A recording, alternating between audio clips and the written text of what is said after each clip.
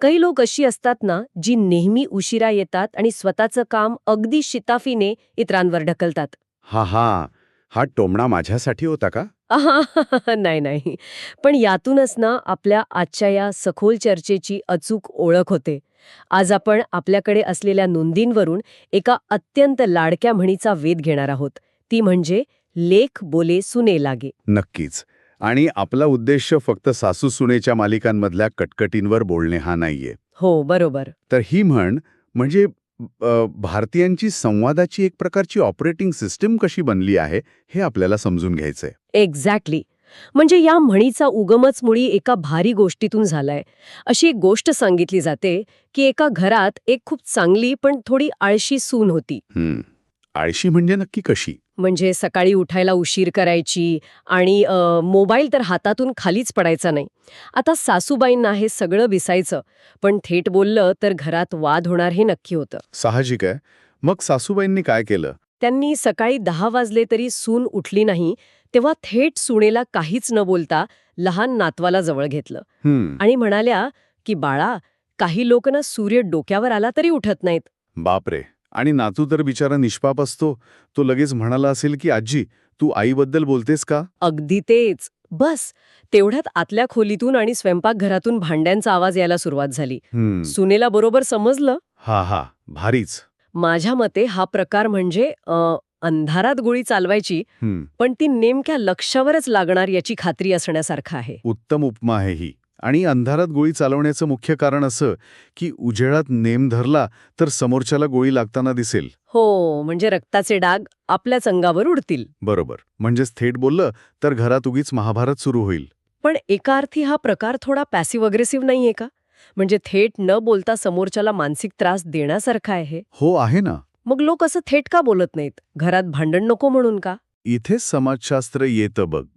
पाश्चात्य देशांच्या तुलनेत आपलं भारतीय समाजजीवन हे हाय कॉन्टेक्स्ट कल्चरमध्ये मोडतं. हाय कॉन्टेक्स्ट कल्चर म्हणजे नक्की काय?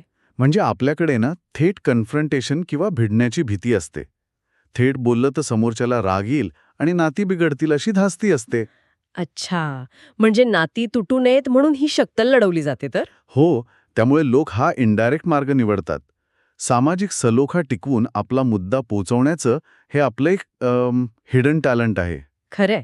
आणि हेच सूत्र आजच्या डिजिटल युगात आणि आधुनिक कॉर्पोरेट जगात कसं रूप बदलून आलंय हे पाहणं खरोखर रंजक आहे. हो ना. आता ऑफिसमध्ये एखादा कर्मचारी उशिरा आला की बॉस थेट त्याला न ओरडता सगळ्यांसमोर टोमणा मारतो. म्हणजे काय म्हणतो?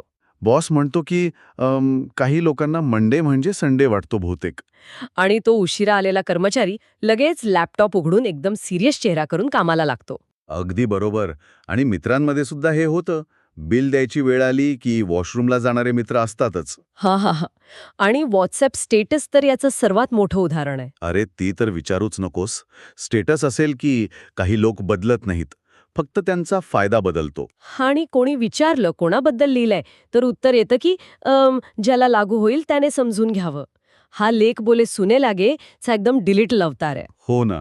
आणि भारतीय आईच्या टोमड्यांची तर बातच वेगळी आहे. अरे इथेच खरी गंमत येते. आई जेव्हा म्हणते ना की काही लोक लाल टी शर्ट घालून सकाळी 11ला उठून फ्रीजमधला आईस्क्रीम संपवतात, तेव्हा ती कुणाचं नाव घेत नसते. हा हा. पण घरात तसं एकच प्राणी असतो. हो. आणि सगळ्यात मोठा अलर्ट म्हणजे जेव्हा ती म्हणते की मी कुणाचं नाव घेत नाही. हे वाक्य आलं की समजून जायचं पुढचं पूर्ण भाषण तुमच्यावरच आहे. नक्कीच. थोडक्यात सांगायचं तर नात्यात कटुता न आणता आपला मुद्दा समोरच्याच्या जिवारी लावण्याची ही एक कलाच आहे. हो. आपण सर्वांनीच कधी ना कधी हे तंत्र नक्कीच वापरले आहे. हा आपल्या संस्कृतीचा आणि दैनंदिन संवादाचा एक अत्यंत अविभाज्य भाग बनला आहे. म्हणूनच ही सखोल चर्चा ऐकणाऱ्यांनी हा विचार नक्की करायला हवा की आपल्या आजूबाजूला किंवा घरात असा इनडायरेक्ट टोमणे मारण्यात एक्सपर्ट कोण आहे. आणि जाता जाता या चर्चेचा शेवटही आपण एका क्लासिक पद्धतीनेच करूया. हो नक्कीच. काही लोक ही चर्चा अगदी सुरुवातीपासून शेवटपर्यंत पूर्ण ऐकतात, पण ह्यातून काहीच शिकत नाहीत. बाकी ज्यांना लागू होईल त्याने समजून घ्यावं.